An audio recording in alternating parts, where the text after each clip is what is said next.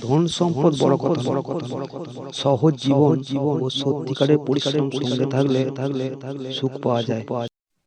বন্ধু দেখো, এই রাজপ্রাসাদ আমার ভালো লাগে না।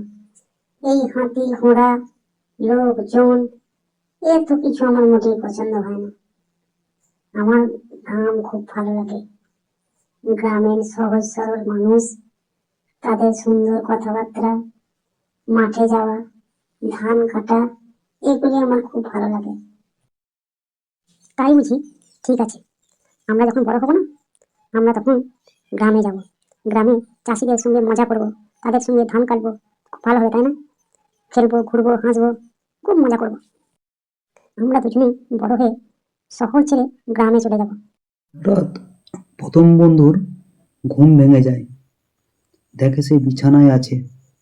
সে তখন ভাবে, এতক্ষণ তাহলে যা হয়েছে সবই তাহলে স্বপ্ন ছিল। তারপর উঠে পড়ে, উঠে সে বলে, স্বপ্নে আমার রাজপ্রাসাদ, হাতি ঘোড়া, চাকর বাকর সব ছিল, তবু আমি মাঠে যেতে চেয়েছিলাম। চলো, বেলা হলো, এবার মাঠে যাওয়া যাক। বাবা মাঠে গেছে। এই মাঠের ধান, মাটির গন্ধ, ধানের সুবাস, এগুলি আমার মন টানে। আমি রাজপ্রাসাদের রাজা হতে চাই না, আমি মাঠের রাজা হয়ে থাকতে চাই।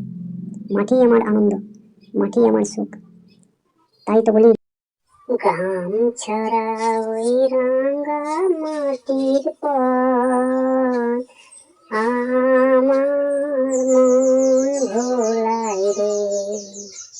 গ্রাম ছাড়া। নমস্কার।